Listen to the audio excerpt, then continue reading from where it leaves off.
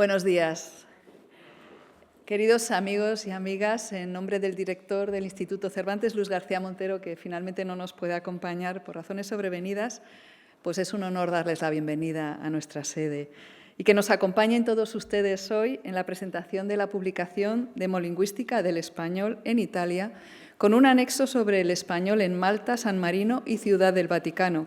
Es el quinto volumen ya de la colección El español en Europa, que inició sus primeros pasos a finales del año 2020 bajo el impulso del Centro de Estudios Iberoamericanos de la Universidad de Heidelberg, la Universidad de Zúrich y el Instituto Cervantes, y que celebra hoy su puesta en circulación, de nuevo, con un profundo análisis demolingüístico, esta vez enfocado en Italia, y, como digo, con un anexo sobre Malta, San Marino y Ciudad del Vaticano.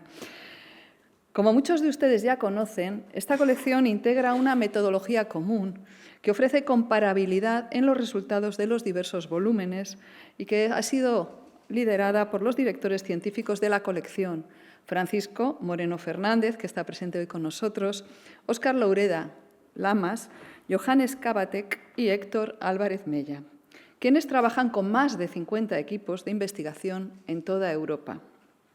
Esta valiosa colección es también fruto, a su vez, de un cuidadoso trabajo de coordinación editorial, de revisión de contenidos por parte del Instituto Cervantes a través de la Unidad de Hispanismo de la Dirección Académica.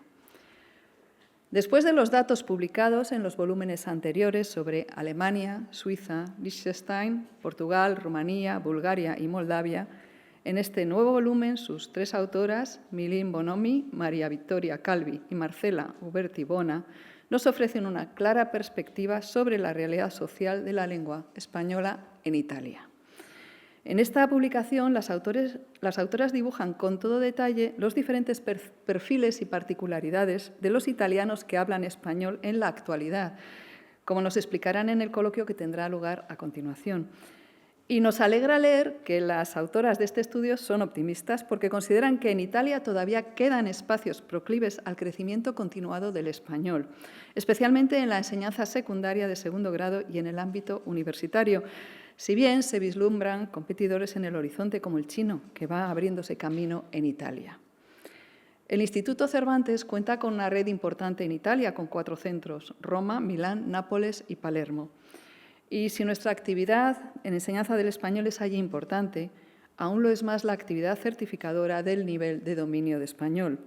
Italia es, después de España, el país que registra un mayor número de candidatos DELE en todo el mundo.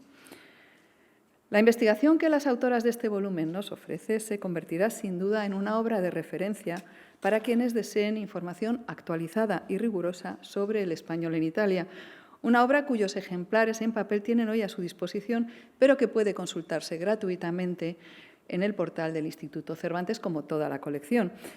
En fin, queda pendiente para el futuro ahondar mucho más en el sector de la universidad, donde, según las autoras, solo se ha podido trazar un bosquejo, y también el área de la enseñanza no reglada, siempre tan complicada de analizar, donde apenas se han podido recabar datos concretos más allá de las cifras del propio Instituto Cervantes. Pero de todos estos detalles nos hablarán a continuación en el coloquio que tendrá lugar entre dos de sus autoras, María Victoria Calvi, Milin Bonomi y Francisco Moreno, coordinador científico del volumen, que serán moderados por Carmen Pastor, nuestra directora académica y editorial de este proyecto. Así que ahora ya, sin más, es un placer dar la palabra a Carmen Pastor y a nuestros ponentes que pasarán a celebrar esta mesa. Muchísimas gracias por su asistencia, muchísimas gracias por su interés en la demolingüística del español.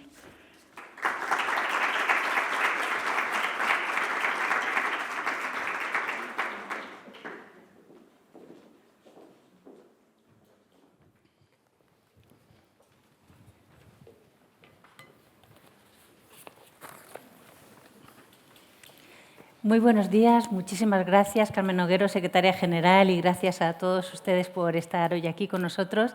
Como decía Carmen, presentamos hoy Demolingüística del español en Italia con un anexo sobre Malta, San Marino y Ciudad del Vaticano, y que ha sido escrita, como decía Carmen, por 3 autoras, Milin Bonomi, María Victoria Calvi y Marcela Uberti Bona, Y hoy, para introducir el contenido y los resultados más destacados de este volumen sobre Italia, contamos con la presencia de dos de sus autoras y del coordinador del volumen. Nos acompañan, como decíamos, María Victoria Calvi, catedrática de Lengua Española de la Universidad de Milán y miembro correspondiente de la Real Academia Española, y Milín Bonomi, profesora de Lengua y Traducción Española en el Dipartimento di Lingue, Culture e Mediazione de la Universidad de Milán. Tenemos además con nosotros a Francisco Moreno, coordinador del volumen, codirector científico de la colección El Español en Europa, a la que pertenece el Número de Italia, así como director del Observatorio Global del Español. Muchas gracias a los tres por estar hoy aquí. Yo querría empezar, si os parece, con Paco. Quería preguntarte precisamente, me gustaría que contextualizáramos este libro sobre Italia hablando de la colección a la que pertenece, esta colección de El Español en Europa, en el que, como decía Carmen, ya se han publicado 5 números. Hemos publicado sobre Alemania 2 volúmenes, sobre Suiza y Liechtenstein, Portugal, y el último fue sobre Rumanía, Bulgaria y Moldavia. ¿Tú podrías explicarnos cuáles son los objetivos de esta colección, o mejor dicho, de esta investigación transnacional europea, y cuáles son los fundamentos teóricos que cohesionan esta colección? Con mucho gusto. Muchas gracias por la pregunta, por invitarme a participar en esta presentación, que me hace mucha ilusión, porque siempre que se ve el fruto de un trabajo es motivo de celebración. A propósito del proyecto de la demolingüística del español en Europa, convendría empezar por el qué, luego el quién y luego el cómo. En cuanto al qué, lo que intentamos es conseguir una fotografía de la situación del español en Europa en un momento determinado. El momento que nos sirve para sincronizar los datos, de tal manera que no se pueda comparar lo de hace 10 años con lo de dentro de 5, es el año 20, que casualmente fue el año de la pandemia. A partir de la pandemia hubo una caída de todo el mundo del aprendizaje, de la enseñanza y de la movilidad, y eso supuso una desfiguración de la realidad educativa, de la realidad migratoria, que ahora ya se está recuperando. Es decir, que ese momento justo responde a una época pre-COVID, si bien en los volúmenes se incluye información adicional sobre la situación posterior. Pero la fotografía sincrónica es el año 2020 y lo que intentamos es rastrear cómo funciona la dinámica en el ámbito de la educación y en el ámbito migratorio principalmente, puesto que el ámbito migratorio nos lleva a conocer más de cerca quiénes son los hablantes que dominan la lengua de una manera nativa en Europa, quiénes son los hablantes que, en cierto modo, la están perdiendo o están acomodando sus usos del español a su nueva realidad lingüística, y quiénes son los que la están aprendiendo. Eso nos da un panorama que estamos reflejando en estos volúmenes, que se han publicado 5. Teníamos previsto publicar 13, no sabemos exactamente, porque ahora hablaré a propósito del cómo de algunas dificultades que estamos teniendo, sobrevenidas también, pero que sabremos también solucionarlas. Y, como digo, prestamos especial atención a las dinámicas educativas y a las dinámicas migratorias. Entre las virtudes de este proyecto está el haber creado una red de centros de investigación, de contactos entre personas que antes no tenían una colaboración frecuente, a veces era inexistente. Crear una red de investigación que afecte a 50 universidades. Somos más de 70 investigadores, probablemente son unos 100 investigadores los que hay en total, porque también luego hay estudiantes y hay doctorandos que se suman al proyecto, que están trabajando en una misma línea. Y este trabajo coordinado creo que es una experiencia bastante novedosa en el ámbito europeo y creo que está dando unos resultados positivos a la vista de estos volúmenes. También hay que resaltar, ya lo ha mencionado la secretaria general, la labor de edición y de revisión que ha realizado la dirección académica y la unidad de hispanismo, que contribuye a que no solo sea una edición muy agradable de ver, sino que es agradable de leer en cuanto a la disposición gráfica y rigurosa en los datos que aparecen ahí porque están comprobados. Son miles los datos que se dan ahí, pero están seleccionados de tal manera que hay un juego de contrastes de relieve para destacar lo que realmente es significativo. Y en eso la dirección académica y la unidad de hispanismo ha sido decisiva. Y lo que intentamos es visibilizar que Europa es una realidad compleja desde el punto de vista demográfico, desde el punto de vista migratorio, desde el punto de vista educativo, desde el punto de vista cultural, y eso se refleja también en el ámbito del español. En cuanto al quién es, ya he mencionado la labor de edición del Cervantes. En cada país o grupo de países ha habido un equipo de investigadores. En el caso de Italia, aquí tenemos a dos de las más importantes investigadoras, pero ha habido más. Aparte de la tercera autora, ha habido más personas que han contribuido a que este volumen salga adelante. Y no sé si se valora el hecho de que haya tanta gente procedente de tantos países, personas además que trabajan en especialidades algo diferentes. Hay gente más enfocada al ámbito del hispanismo o de la literatura o de la lingüística teórica o de la sociolingüística, digamos, más rigurosa, y conseguir que todos esos equipos acepten una metodología común para poder trabajar, creo que tiene un valor añadido que va a resultar en beneficio de todos. Aunque hayamos dejado por un momento, digamos, otras líneas de investigación, el haber hecho esta contribución creo que va en beneficio de todos.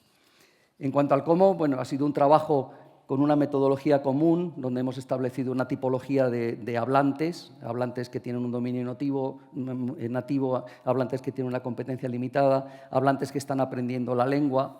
Dentro de los que tienen un dominio nativo se atiende a aquellos que son de origen hispanohablante, es decir, que por razones migratorias se han trasladado al país en cuestión, pero conservan su lengua como lengua nativa. Muchos de ellos tienen hijos que conservan la lengua como lengua nativa, y esos también son considerados como hablantes nativos. Otros no, otros lo van perdiendo y esos pasan a ser hablantes con una competencia limitada desde el punto de vista del uso social y desde el uso estilístico de la lengua. No es una limitación lingüística, es una limitación de uso social y una limitación de uso, digamos, discursivo.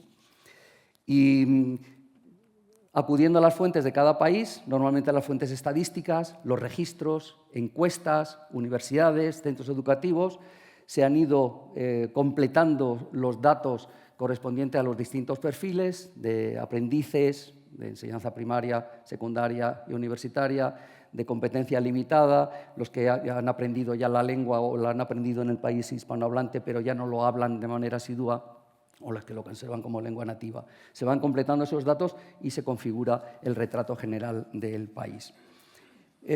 Como pueden comprender, aparte de la dificultad de la pandemia, que no es poca, que nos ha impedido, por ejemplo, reunirnos en los comienzos del trabajo, porque ha sido prácticamente un trabajo en línea por las circunstancias. Teníamos planeadas 2 reuniones de todos los equipos que fueron imposibles porque cuando no estaban cerradas las fronteras de una parte de Europa, estaban cerradas las fronteras de otra parte de Europa. En fin, ha sido bastante complicada. También es una dificultad la asincronía y la diversidad de las fuentes estadísticas de las que tomamos los datos. No se proporcionan los datos migratorios o demográficos de la misma manera en los países nórdicos que en los países del este de Europa. Hay unas diferencias enormes que nos obligan también a disponer de estrategias metodológicas para poder solucionarlo. Y además tenemos el conflicto bélico con la guerra, con la invasión de Ucrania, que todo lo que es el trabajo con equipos del este de Europa pues nos lo ha trastocado. Ha habido gente que se ha tenido que desplazar a otros países, los equipos se han desmontado, hemos tenido que buscar información, estamos buscando información de manera complementaria. Por eso decía que al final no sé si serán 13 volúmenes como este o tendrán otra solución editorial. Pero alguna solución editorial habrá y el proyecto se completará para que tengamos la información sobre todos esos países. Ese es el retrato que puedo presentar y ese es el marco general en el que se inserta este volumen que hoy presentamos. Una metodología, por cierto, quería añadir que el Instituto Cervantes con la que el Instituto Cervantes no solo trabaja en esta colección, sino en todos los estudios de demolingüística que encargamos, sean artículos del anuario o sean otros libros que se están preparando como español en Canadá o en Tailandia, y que todos estos autores reciben una guía escrita por Francisco Moreno que hemos publicado en este último anuario. Hemos querido publicar, ¿no?, cómo es la metodología que siguen los investigadores, llamada Geografías del Español, o sea que la tienen a su disposición en el último anuario de 2024. Centrándonos ya en Italia, en el volumen de Italia, Milin, ¿nos podrías dar una visión general, introductoria, de cuál es la situación del español en Italia? Claro que sí. La situación del italiano en Italia ahora es que Italia es uno de los países en Europa actualmente donde más se habla español y donde más se aprende el español. Lo interesante de este proyecto es que es un proyecto comparativo, ¿no? Entonces está tratando de dar una fotografía de lo que está pasando en Europa, viendo un poco los diferentes contextos. Y hasta ahora podemos decir que Italia es uno de los países donde se habla más español por la presencia de hablantes, de hispanohablantes, es decir, de comunidades transnacionales de habla hispana que residen ahora en el país y que tienen el español como lengua de comunicación diaria. Y, por otro lado, ha habido una demanda increíble de aprendizaje del español como lengua extranjera, y sobre eso volveremos más tarde. Y eso, entonces, esa difusión tan extendida del español en Italia se debe a dos movimientos opuestos, ¿no? Opuestos y no contrapuestos en el sentido de la física. Es decir, hay un movimiento que es un movimiento un poco que podríamos definir de abajo arriba, es decir, que se debe a la movilidad humana, la movilidad de personas que por diferentes razones, sobre todo razones económicas, se mueven de las geografías hispanohablantes a Italia. Y eso hace que, repito, haya una comunidad muy grande de hispanohablantes ahora mismo en Italia. Y, por otro lado, hay como un movimiento que es más de arriba abajo, es decir, que se debe más a intervenciones desde arriba, ¿no? Y me refiero sobre todo a cuestiones de planificación lingüística, políticas lingüísticas que deciden, ¿no?, por ejemplo, qué lenguas enseñar. Y el español es una de las lenguas más enseñadas ahora mismo, ¿no?, como se decía antes. Sobre todo en la educación secundaria, también en las universidades y en la enseñanza no reglada. Lo interesante de esto es que este boom, ¿no?, podríamos hablar, ¿no?, de un verdadero boom que ha habido, ¿no?, del español en Italia. En ambos casos ha coincidido a nivel temporal, es decir, que ha empezado a darse en los primeros años del nuevo milenio, ¿no?, a partir de eso, del año 2000 hasta 2015. 2015 es un poco como el clímax, ¿no?, el punto en el que hemos tenido esa mayor concentración, ¿no?, de hablantes, de hispanohablantes en Italia y de demanda del español. Unos datos solo para entender, ¿no?, de lo que estamos hablando.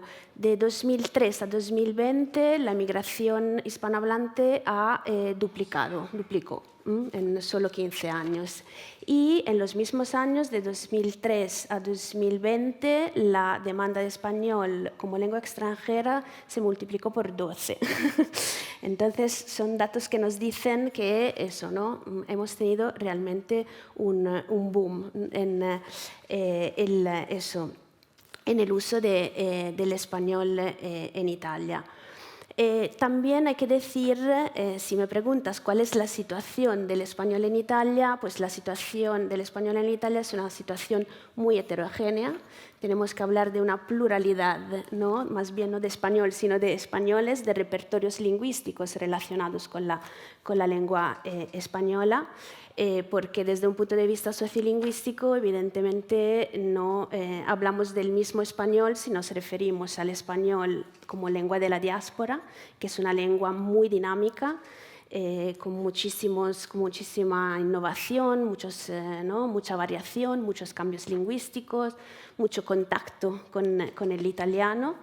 Y entonces un español que evidentemente tiene patrones de estandarización, normalización diferente a los que ¿no? tiene el español como lengua extranjera. Y por esta misma razón, en el volumen como en el proyecto, se tratan como perfiles sociolingüísticos diferentes, porque hay mucha heterogeneidad. Y entonces también, desde un punto de vista sociolingüístico, hay que observarlos de manera diferente. De hecho, señaláis, como bien decías, que el español en Italia es una lengua de inmigración, algo que pasaba también con Suiza. ¿Por qué no nos hablas de ese hispanohablante que vive en Italia? ¿Cuál es su perfil? ¿Sus descendientes siguen en contacto con el español? ¿Lo pierden? Sí, bueno, Italia, como decía, es un país muy atractivo para la inmigración hispanohablante, pero a diferencia de Suiza, sobre todo para la inmigración hispanohablante que procede de Iberoamérica. Entonces, en Italia no tenemos digamos, ese grupo de inmigración histórica, como se ha definido, sobre todo en el caso de Alemania y de Suiza. Es una inmigración más reciente, ¿no? que empezó en los últimos años del siglo pasado y sobre todo que procede sobre todo de Hispanoamérica. Entonces las variedades más difundidas son las variedades, sobre todo las variedades andinas. Los dos países más representados son el Perú y Ecuador. Y también es importante decir, hay un dato demográfico muy importante que también nos da informaciones sociolingüísticas, y es que es un tipo de inmigración en su mayoría femenina. El 60% son mujeres. Las mujeres hispanoamericanas han representado realmente un poco el primer eslabón de esa cadena migratoria, han sido las pioneras. Bueno, en primer lugar, hay cuestiones lingüísticas de cercanía lingüística y cultural que tenemos que tomar en cuenta. Es decir, Italia es el segundo país después de España por presencia hispanoamericana en Europa. Y repito, la cercanía lingüística y cultural evidentemente desempeña un papel muy importante. Y luego, bueno, ¿qué ha pasado? Ha pasado que Italia, como muchos países del norte global, ¿no? ha tenido una población que está envejeciendo, poca natalidad, y entonces también mucha demanda de manos de obra, sobre todo en lo que es todo el sector del cuidado doméstico y a las personas mayores. Y las mujeres hispanoamericanas ¿no?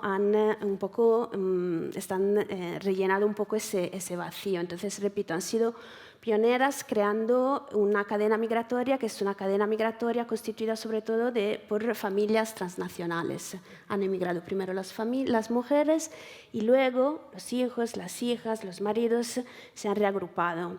Entonces, esas familias transnacionales, el hecho de ser familias transnacionales, ¿qué nos dice? Bueno, primero que según una encuesta que se ha llevado a cabo en Lombardía, en la región de Milán, hay que decir también que la inmigración hispanoamericana en Italia se concentra sobre todo en el norte de Italia. El 70% de la inmigración hispanohablante está en el norte de Italia, el 40% en el área metropolitana de Milán. Y una encuesta sobre, repito, esta zona, sobre el multilingüismo, nos dice, por ejemplo, que las mujeres hispanoamericanas son las que tienen el mayor conocimiento del italiano en relación con los demás grupos inmigrados y también dentro del grupo hispano en relación con los hombres. Entonces son muy innovadoras desde el punto de vista sociolingüístico. ¿Se mantiene el español? Entonces, ¿cuáles son las políticas lingüísticas familiares? ¿Se mantiene el español? Sí, el español se mantiene, pero acompañado por una fuerte penetración del italiano.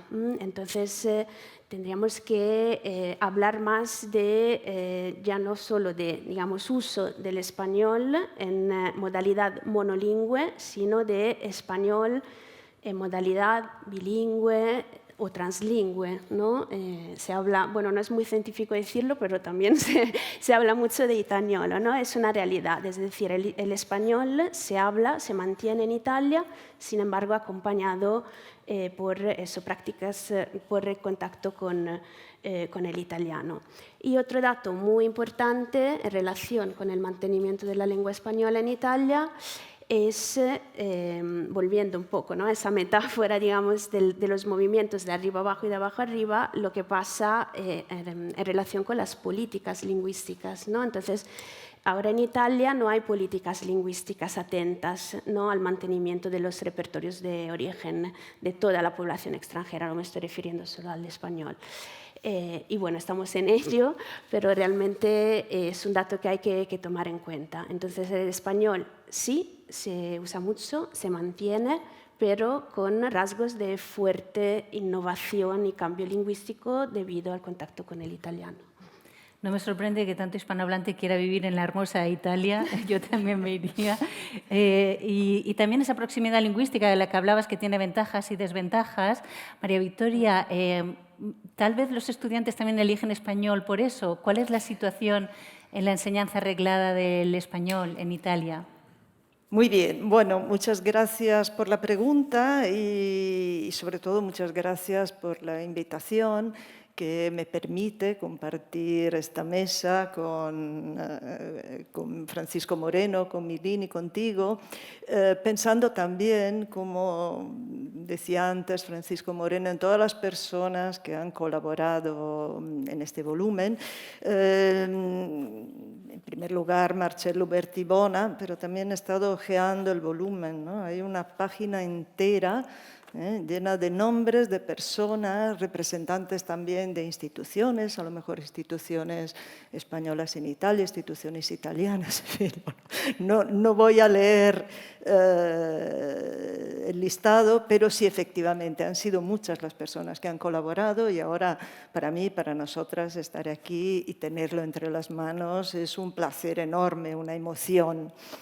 Y para contestar un poco a tu pregunta, sí, efectivamente, en Italia hay 900.000 aprendices de español en la enseñanza reglada. Es la tercera lengua en la enseñanza secundaria, con cierta tendencia al alza, y la segunda lengua en la enseñanza universitaria. El número en sí es muy elevado, pero es aún más llamativo si tenemos en cuenta, por un lado, la disminución demográfica, que hace que los números tengan más importancia, y por el otro, el punto de partida. Bueno, yo he sido testigo de este proceso, no lo puedo olvidar, porque yo de hecho empecé a estudiar español en la universidad en los ya lejanísimos años 70 del siglo pasado, cuando realmente el español en la escuela secundaria pues, solo existía en unos pocos institutos de enseñanza secundaria. Se podía estudiar en la universidad, pero era una lengua absolutamente minoritaria. Ya había un brillante hispanismo, eso sí, pero podemos decir que el español era un privilegio de pocos. ¿Por qué?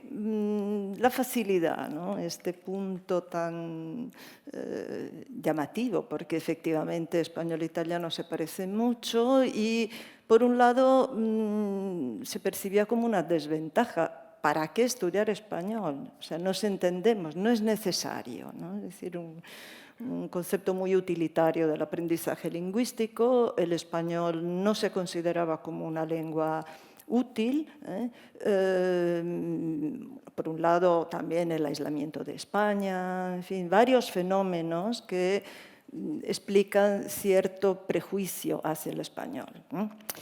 Luego, poco a poco, las cosas van cambiando. Claro, el ingreso de España en la Unión Europea, acontecimientos, luego ya años 80, años 90, las Olimpiadas de Barcelona, fue un momento significativo, la pujanza económica, cultural de España. Entonces, el prestigio del español va creciendo. También va creciendo el valor económico asociado a esta lengua.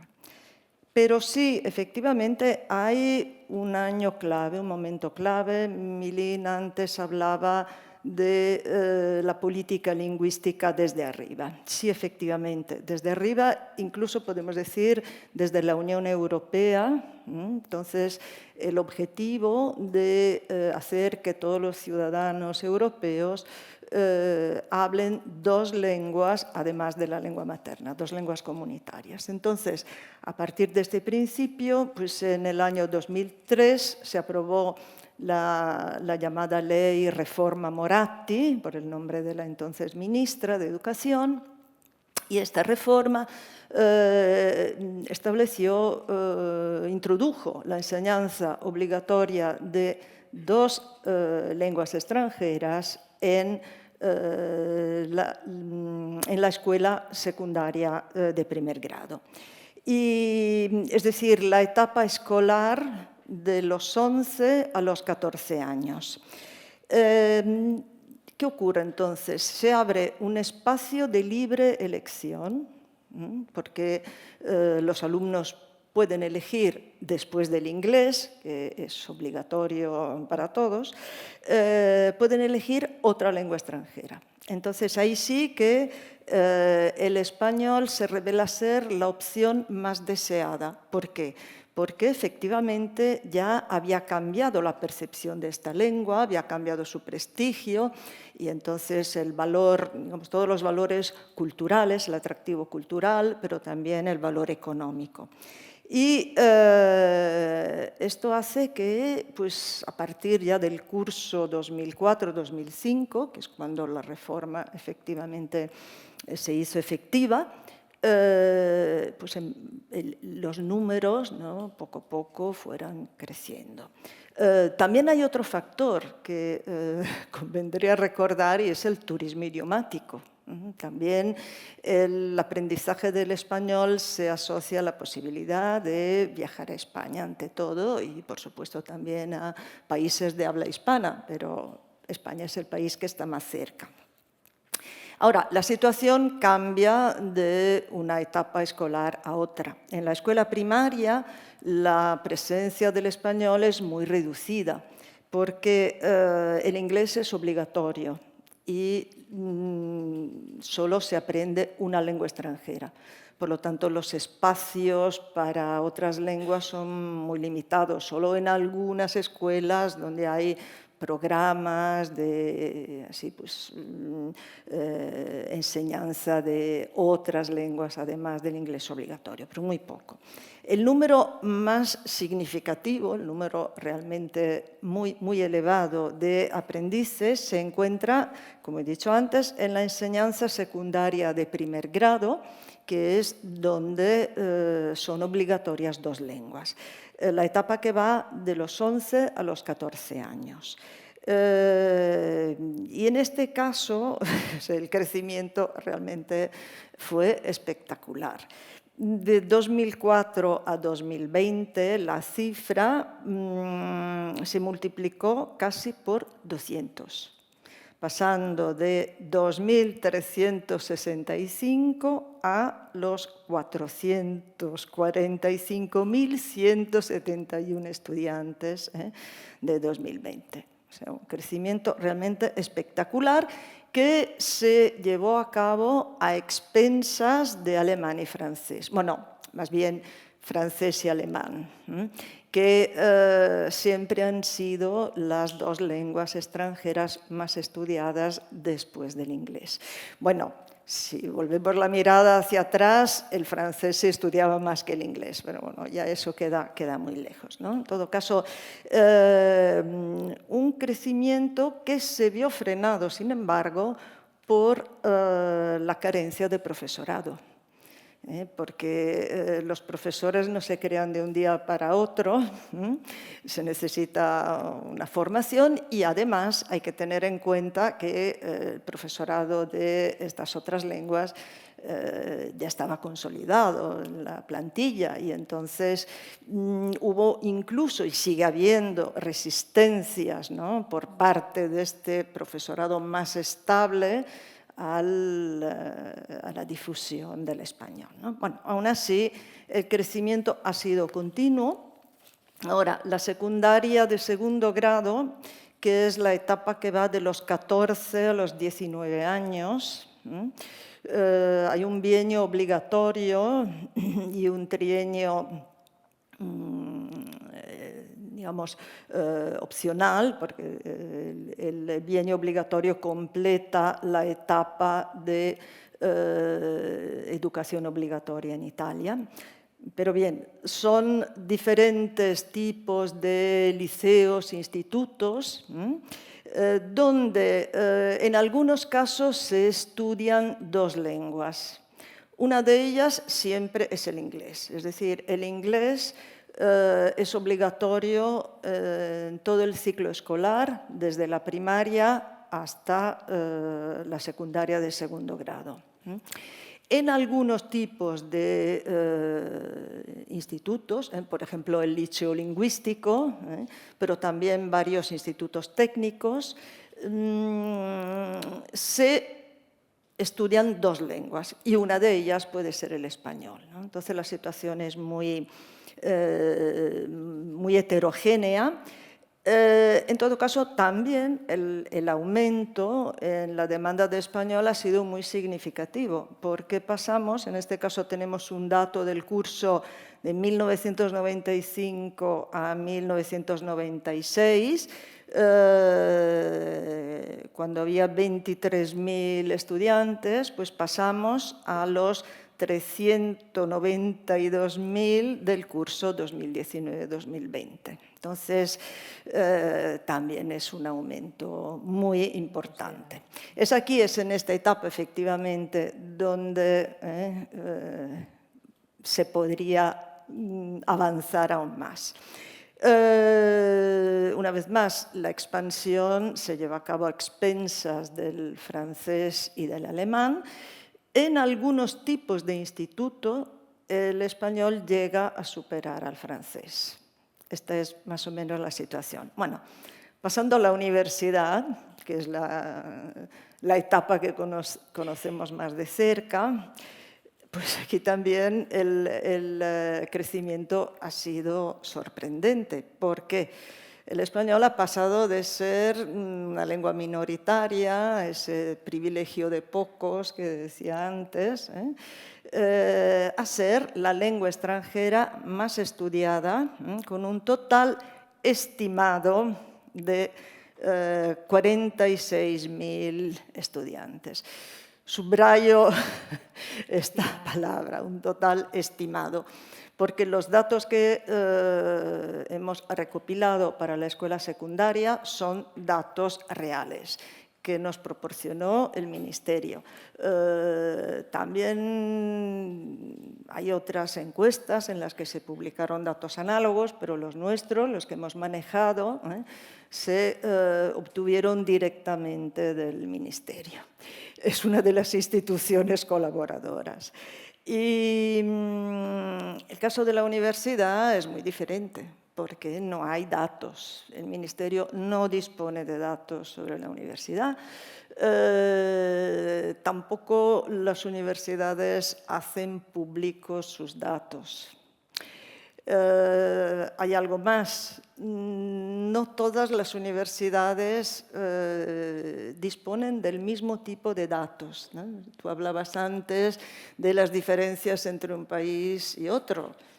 No solo eso, sino entre una universidad y otra. Por ejemplo, en algunas universidades se cuenta el número de exámenes, que es el dato de alguna manera más seguro, ¿no? En otras universidades, en cambio, se considera el número de digamos, alumnos presentes en los cursos.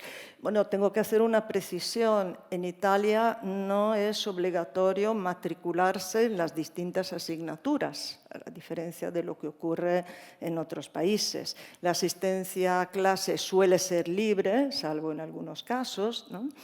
Y esto hace que realmente sea difícil saber cuántos alumnos realmente han pasado por las aulas de español. es casi, yo diría, una misión imposible. En otras universidades hay centros lingüísticos donde los estudiantes siguen los cursos prácticos de lenguas. Pero, bueno, aún así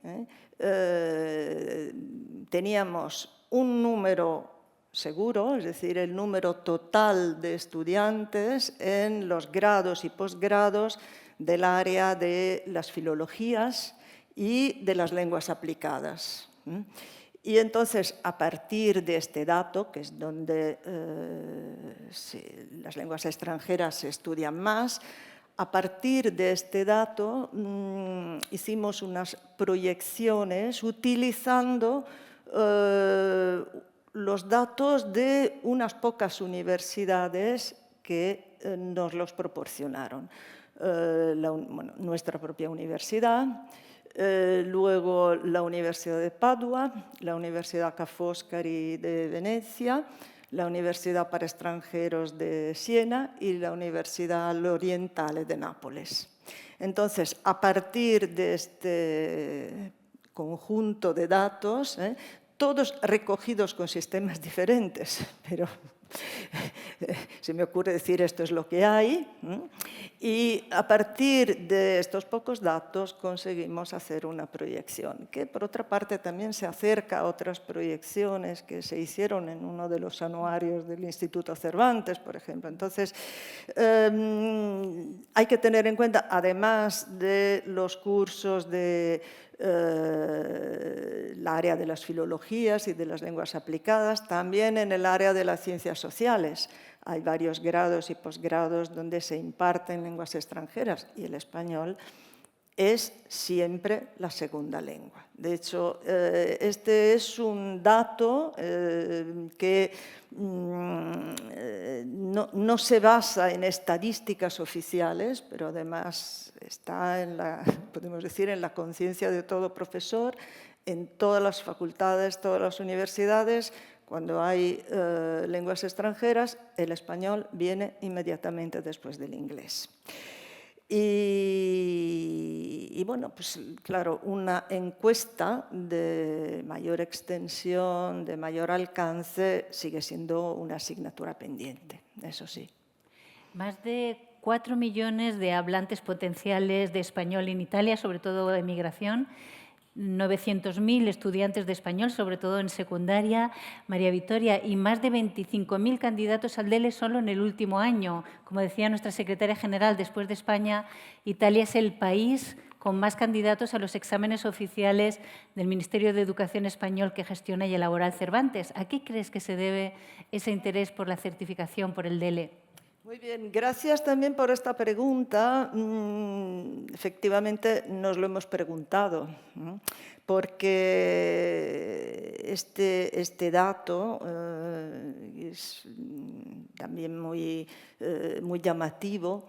Se relaciona, creemos, con varios factores. Por supuesto, en general, con el aumento del alumnado en la enseñanza reglada, porque se ha difundido en la escuela también, podemos decir, una cultura de la certificación como componente esencial del portfolio de competencias. Este es un aspecto importante. De hecho, también se ve en el aumento del DELE escolar. Es un fenómeno que se puede relacionar con esto. Pero hay otros factores. Bueno, en la universidad, por ejemplo, las certificaciones lingüísticas se valoran en términos de créditos. Entonces, el estudiante ve como una ventaja tener una certificación, ¿no? O incluso a veces un, entre comillas, descuento en las pruebas de examen. Pero otros factores, digamos, contextuales pueden ser, por ejemplo, el valor que se atribuye a la competencia lingüística como título profesional. He dicho antes que ha aumentado el valor económico del español y entonces tener una certificación se percibe como un factor importante para el desarrollo profesional del individuo.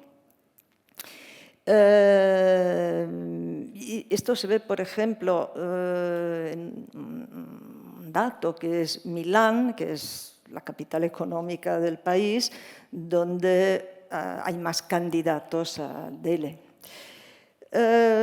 Otros factores. Es un factor que, además, después de la pandemia,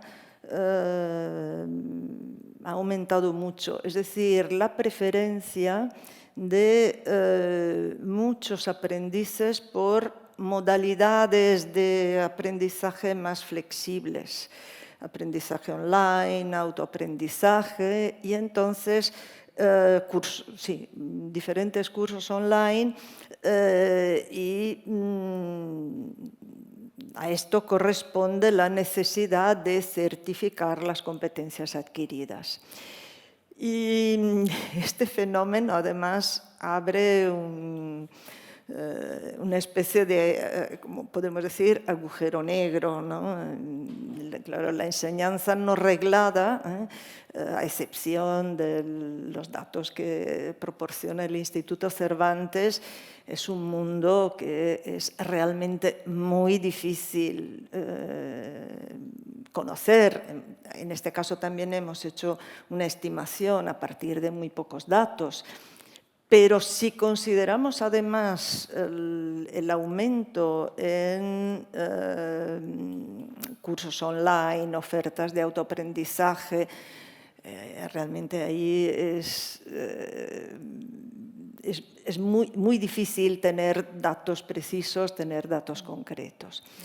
Pero podemos poner en relación el aumento en las candidaturas a DELE con este fenómeno, al que se corresponde, por otro lado, una disminución en el número de estudiantes en los cursos, ¿no? También el Instituto Cervantes se ha visto en estos últimos años. Está claro que la pandemia ha causado un bajón impresionante, ¿no? Ahora los números han vuelto a subir. Aún así se observa, no solo en el caso de Cervantes, sino en general, cierta disminución en los cursos presenciales, porque ahora hay también una fuerte demanda de cursos online o mixtos. Entonces, yo creo que estas son algunas de las razones que pueden explicar el fenómeno. Qué bien que los estudiantes que estudian español de forma informal y autónoma también al final quieran tener un certificado de DELE, nos alegramos. Teniendo en cuenta los datos de Italia, Paco, tú hasta el momento, con todos los países que habéis estudiado hasta ahora, Alemania, Suiza, Portugal, Rumanía, Bulgaria, Moldavia, ¿cuáles dirías que son las grandes diferencias o similitudes que apreciáis? Bueno, Europa es... ¿De cuánto tiempo disponemos? Europa es un territorio amplio y diverso, por lo tanto, en fin, las situaciones son tan distintas que hay que tener en cuenta una cosa, y es que Europa, como ocurre en otras áreas del mundo, en la ecuación del español intervienen dos factores que son fundamentales. Uno es la omnipresencia del inglés, que digamos ocupa un espacio mayoritario, y a partir de ahí las demás culturas, lenguas se mueven. Y el otro factor es el apoyo, lo que comentaba la profesora Calvi, el apoyo o la ideología multilingüe, el multilingüismo. En la última encuesta que se ha hecho para el Eurobarómetro sobre Europa y sus lenguas, se dice que el 60% de los europeos son capaces de mantener una conversación en una lengua extranjera y un 38% son capaces de mantener una conversación en dos lenguas extranjeras. Y más del 85% de la población europea es partidaria de que haya por lo menos dos lenguas, es decir, el multilingüismo está instalado. Eso quiere decir que el interés por las lenguas está muy repartido y eso afecta a la posición del español. Pero atendiendo a la pregunta que me haces en concreto, yo creo que podríamos utilizar un par de metáforas que utilizan los economistas para poder tener un panorama general de lo que ocurre en Europa en su conjunto. Por un lado, Europa tiene unas locomotoras del español, que son el Reino Unido, Francia, Alemania e Italia. Ahí es donde se concentran la mayor parte de los estudiantes, donde se concentra la mayor parte de los migrantes, donde se concentra la mayor parte de los descendientes de migrantes. Por lo tanto, ahí es donde está el gran núcleo y además esos países están relativamente cerca de España, con lo cual hay un interés por razones de turismo, por razones de intercambios, por razones de interés cultural, de afinidad histórica o cercanía histórica, que refuerzan ese interés por el español, mientras que hay otra Europa que recibe mucha menos migración por su propia configuración política y demográfica, que tienen unos sistemas educativos, digamos, más limitados, que viven en situaciones lingüísticas muy complejas, porque se hablan muchas lenguas que quieren ocupar sus espacios dentro de los sistemas educativos, y que pivotan más bien hacia el lado de Alemania o hacia el lado de Rusia en su momento. Y eso, evidentemente, influye en la situación del español. Por lo tanto, tenemos unas locomotoras y por otro lado tenemos una Europa de dos velocidades. Una Europa, digamos, de una velocidad rápida por migración, por sistemas educativos, y una Europa de velocidad más lenta en cuanto al interés por el español, que son estos países principalmente de Europa del Este. Con todo, en Europa, fuera de España, hay casi tantos hispanohablantes como en España. Es decir, Europa tiene ahora mismo más de 90 millones de hispanohablantes en su conjunto, o de usuarios potenciales, que lo pueden utilizar en diversas formas, ¿no? De todos los que estamos en Europa, la mitad están fuera de España. Creo que es un dato muy significativo y que nos ayuda a comprender el panorama general. Este volumen, Milin, no solo habla de Italia, tiene un anexo dedicado a Malta, San Marino y Ciudad del Vaticano. De hecho, son territorios que el Instituto Cervantes no olvida, y me recuerda nuestro director del Instituto Cervantes en Roma, Ignacio Peiró, que en Malta acabamos de abrir un centro de examen DELE. El Vaticano es posiblemente, me dice, el lugar proporcionalmente con más estudiantes de español del mundo, proporcionalmente a la población de Ciudad del Vaticano, que incluso la gobernadora del Vaticano es una alumna nuestra. Y en San Marino, además, acabamos de firmar también un acuerdo con el Ministerio de Educación que va a posibilitar el DELE. Incluso aquí está el Ministerio de Exteriores. Es posible que sea el primer acuerdo que España firma con este antiguo y pequeño país. Pero dinos, Mili, en vuestro anexo, ¿cuáles son los resultados? ¿Cuál es la situación del español en estos tres territorios?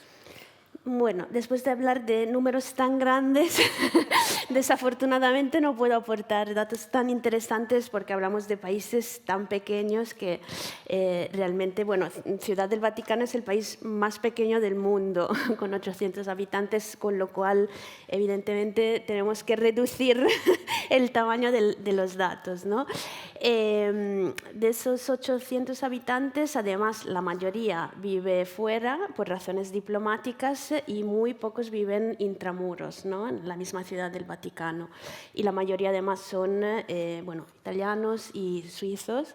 Pero bueno, sabemos que hay unos 200 cardenales de los cuales unos 30 proceden... 200, está muy bien.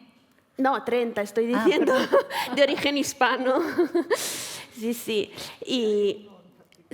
Y ahí, bueno, el ciudadano del Vaticano más famoso sabemos que es hispanohablante. Ahí hemos tenido el dato, muy fácil ha sido recoger ese dato. Eso ha sido muy fácil. Y luego, pues, las escuelas vaticanas, la mayoría está en la ciudad de Roma. Entonces, ahí entran realmente en el recuento que hemos hecho para la enseñanza en Italia. En cuanto a San Marino es otro estado soberano, encapsulado en la geografía italiana, muy, muy pequeño, vinculado con Italia por acuerdos bilaterales. Y ahí, bueno, realmente hay una escuela en la que de momento no se enseña el español. y carecemos de datos sobre la presencia hispanohablante, sobre la presencia de inmigrantes hispanohablantes.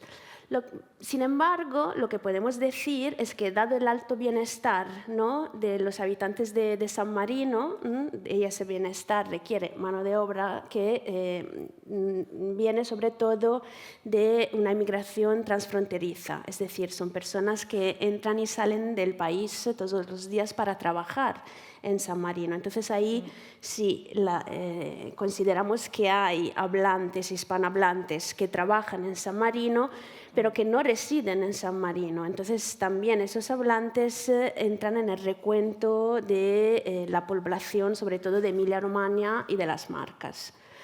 Y luego Malta. Malta es el más grande de estos tres países. Malta ya tiene 500.000 habitantes, un alto porcentaje de inmigración, eso sí, por la posición en la que se encuentra. Está en el medio del Mediterráneo, es una de las puertas de entrada, ¿no?, a Europa. Pero claro, de un tipo de inmigración que no es la inmigración hispanohablante, sobre todo procedente de Hispanoamérica. Se trata de un tipo de inmigración que procede sobre todo del norte de África, de Oriente Medio. Entonces no tenemos datos ahí muy relevantes. Lo que sí podemos decir es que el español se enseña, eso sí, en las escuelas en San Marino, pero no tiene la misma importancia que tienen otras lenguas. Bueno, en primer lugar el inglés. Sabemos que Malta es un país bilingüe, ¿no?, es una excolonia británica y entonces tiene cooficialidad entre el maltés y el inglés.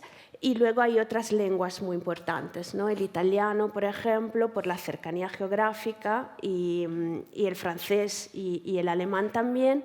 Está adquiriendo importancia el español, pero eso creo que no es uno de esos países que pueda ser, digamos, muy relevante desde el punto de vista de la demolingüística del español. Sigue siendo importante para nosotros. Sí. Tal vez antes de darle la palabra a nuestro público, por si quiere haceros alguna pregunta, yo quería preguntaros, María Victoria, Paco, ¿cuál diríais que son los retos de futuro del español en Italia, por una parte, y por otra parte en Europa? Los retos y los perfiles que se van perfilando, valga redundancia. Muy bien, muy buena pregunta. Yo diría que el español no parece haber tocado techo todavía. Podría crecer en distintos niveles de la enseñanza y naturalmente esta expansión se sitúa en el marco más amplio de la difusión global del español. Hay una percepción común en muchas personas sobre la enorme difusión mundial del español. Y, claro, todos sabemos que el inglés es la lengua de la comunicación internacional. Aún así, el español presenta unos valores identitarios que el inglés no posee, sobre todo cuando es así, lengua de comunicación, ¿no?, disociada de valores culturales. Bueno, aquí el tema sería muy amplio, pero sí es cierto que los valores culturales asociados al español, el prestigio del español, es importante y, en concreto, en Italia sí quedan espacios de expansión en la enseñanza, sobre todo la enseñanza secundaria de segundo grado, la educación universitaria. Y, por otro lado, también, como se dijo antes en la presentación, sí se asoman nuevos competidores, es decir, la oferta de lenguas extranjeras ha crecido. Por ejemplo, el chino es una lengua que en la universidad ha tenido una difusión enorme. En nuestra universidad, por ejemplo, en nuestro grado, el chino en algunos momentos casi llegó a alcanzar el español, ¿no? Luego ahora ha bajado un poco, pero quiero decir que sí, el panorama es más amplio, la oferta es más amplia que hace años. Ahora bien, retos. ¿Cuáles pueden ser los retos? Yo diría, en primer lugar, los niveles de competencia. Porque aquí volvemos al tema de la proximidad. La proximidad como arma de doble filo, entonces el aprendiz se conforma con un nivel bastante limitado de competencia lingüística, o por lo menos un nivel medio. Aún así, sí que tenemos también un perfil de estudiante con un dominio elevado, muy elevado de la lengua. Esto se ve, por ejemplo, el ligero aumento de candidatos del nivel C1, incluso C2. Sobre todo, tenemos este perfil de estudiante en los cursos de posgrado del área lingüística de la universidad. También podemos mencionar el número elevado de secciones españolas en centros italianos. Hay también un centro de titularidad española, que es el Liceo Cervantes de Roma, pero hay 10 secciones españolas y es uno de los países donde hay más. También este es un dato que podemos relacionar con una oferta educativa centrada en valores muy altos de competencia. Es decir, por un lado tenemos este perfil de estudiante, además hay que recordar que en la universidad se estudia la lengua, pero también se estudian las literaturas y culturas asociadas a la lengua. Por lo tanto, hay estudiantes que llegan a tener un nivel muy avanzado de conocimientos, tanto en el terreno lingüístico como en el terreno cultural y literario. Entonces, por un lado este perfil, por el otro también se valoran las competencias muy limitadas. Por ejemplo, en Milán he visto un dato pequeño, pero muy significativo, muy interesante. Ha aumentado muchísimo el número de candidatos a DELE de nivel A1. Es decir, estamos en un mundo en el que se valoran también competencias lingüísticas muy limitadas. En todo caso, sí, este puede ser un reto, hacer que el nivel medio de los aprendices de español aumente. El reto del profesorado, ya lo he dicho antes y es un aspecto muy importante, la demanda sigue siendo superior a la oferta. En la universidad lo que se ha visto en estos años, sí, un crecimiento del profesorado, pero también cursos de español con un número impresionante de estudiantes. Yo, si quieres que te diga, mis números en estos años he llegado a tener 800 estudiantes en un curso. Bien, entonces este es sin lugar a dudas un reto. En el campo de la migración es difícil hacer previsiones, saber si van a aumentar o disminuir los flujos, ¿no? Esto es muy complicado. Sí, efectivamente, en los últimos años la migración ha disminuido algo, pero hay unas comunidades, unos colectivos muy bien asentados, en particular el grupo peruano. Y esto naturalmente genera el reto del mantenimiento de la lengua. Ya lo ha dicho Milín antes y efectivamente yo creo que para el futuro del español en Italia es fundamental promocionar nuevas iniciativas dirigidas a estos colectivos, para tratar de eliminar los obstáculos de tipo ideológico y de tipo material que impiden su conservación dinámica.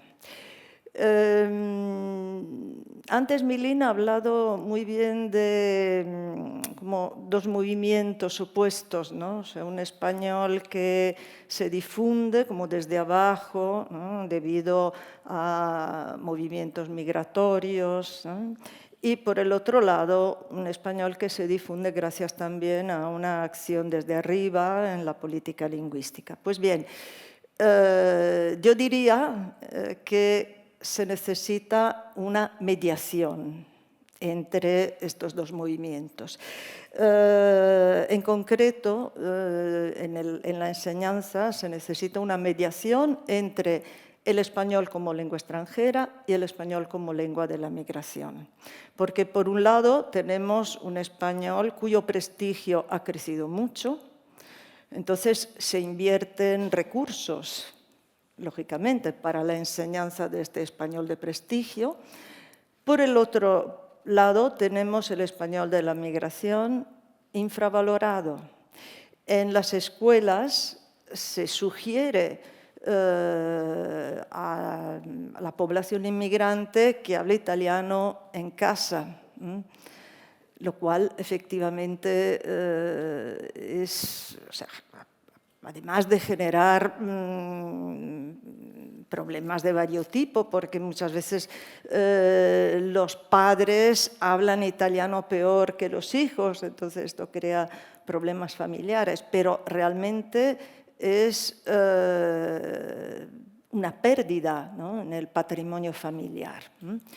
Entonces sí se necesita una mediación, ¿no? O sea, convertir, ¿no?, también la presencia de un español de la migración en recurso, favorecer sinergias entre estos dos fenómenos.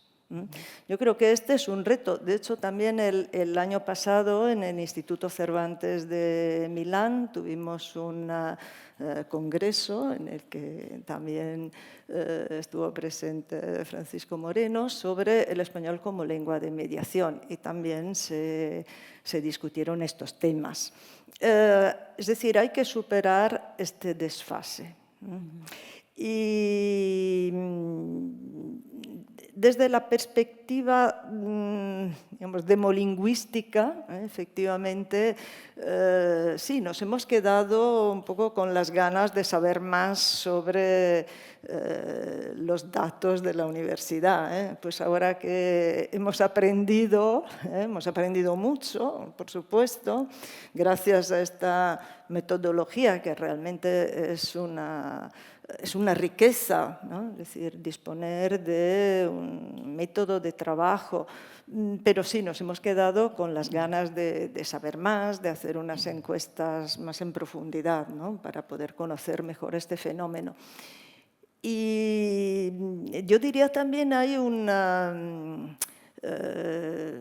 grupo pequeño que ha sido muy interesante tratar de conocer, y es el grupo de los españoles residentes en Italia. Es un grupo que ha crecido últimamente, hay como unos 30.000, ¿no?, más o menos, sí.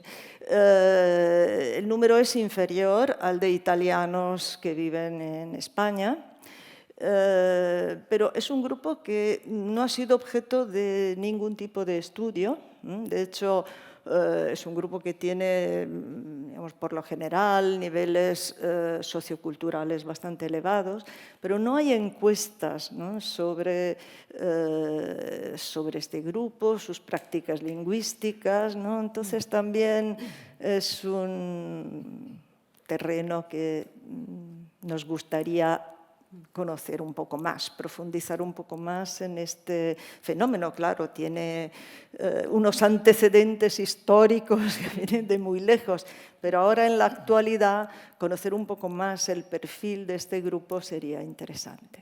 Es lo que tiene la demolingüística, ¿no?, la búsqueda continua de datos y la renovación de estos. Unas pinceladas sobre las tendencias y retos en Europa, abriéndolo a toda Europa o a lo que hayáis estudiado hasta ahora.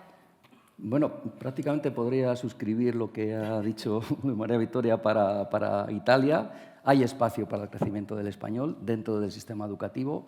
Hay que ver lo que ocurre con la migración, que será un factor decisivo. Y hay que tener en cuenta también que existe en el conjunto de Europa, como en Italia, un interés por la cultura en español. La que tiene su origen en España y la que tiene su origen también en América. Mirando hacia el futuro,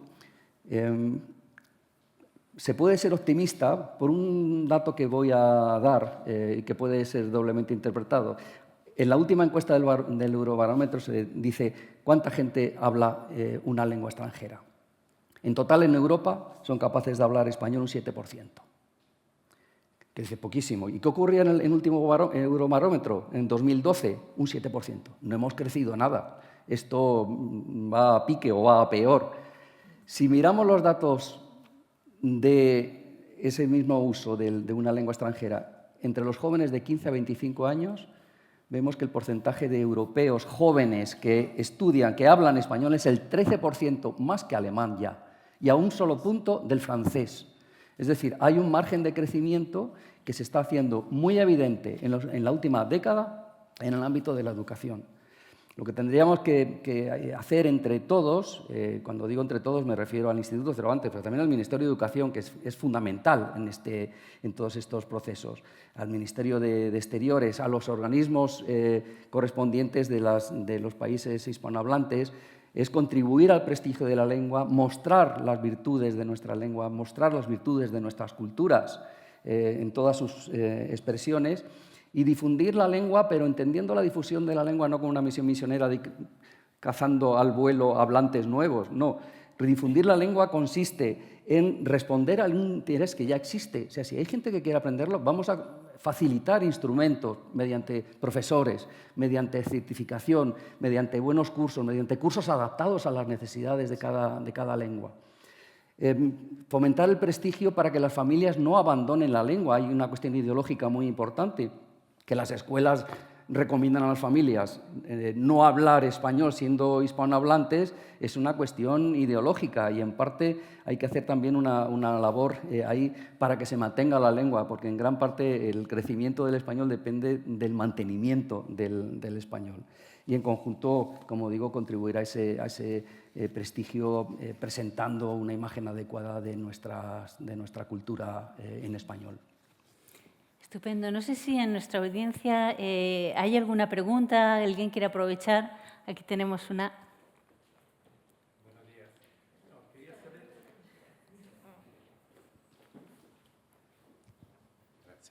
días. Quería saber si se ha estudiado el caso de los ítalo-descendientes de habla hispana.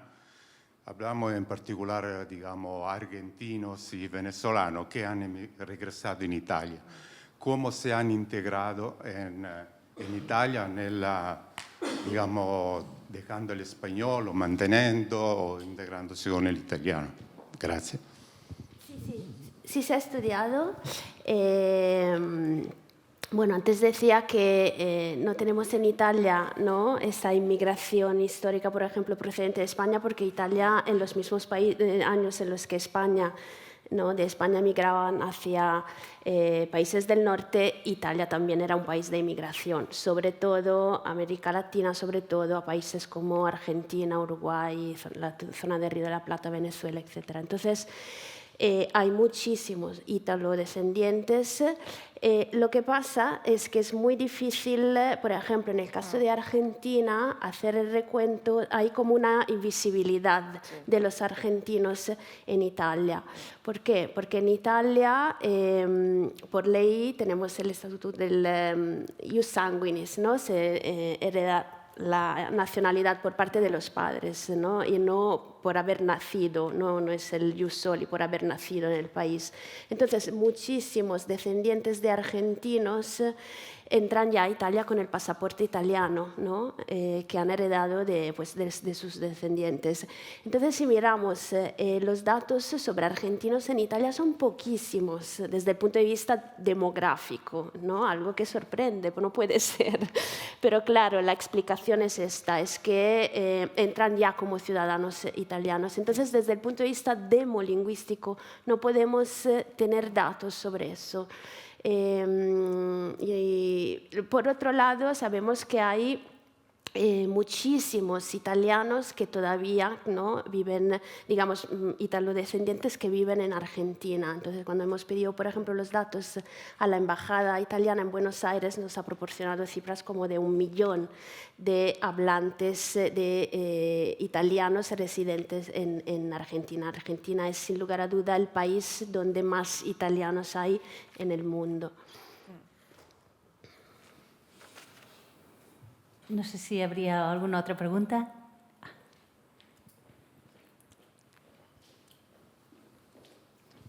Sí. Buenas, muchas gracias a todos. Yo quería recoger una cuestión que por quinta vez sale en esta colección del español en Europa y es el cuidado al hablante de herencia. Lo veíamos muy recientemente en la presentación de Rumanía, Bulgaria y Moldavia, lo vimos en Suiza, por supuesto en Alemania, e incluso lo vimos en Portugal, donde sí que había políticas para la conservación del español entre los hablantes de herencia. En Italia, de nuevo, es una preocupación.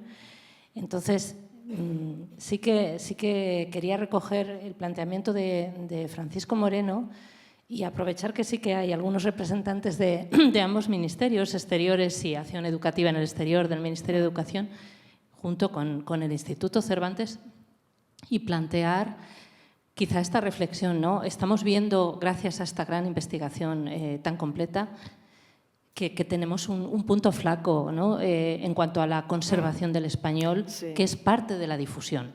Es muy importante, es un peso muy relevante.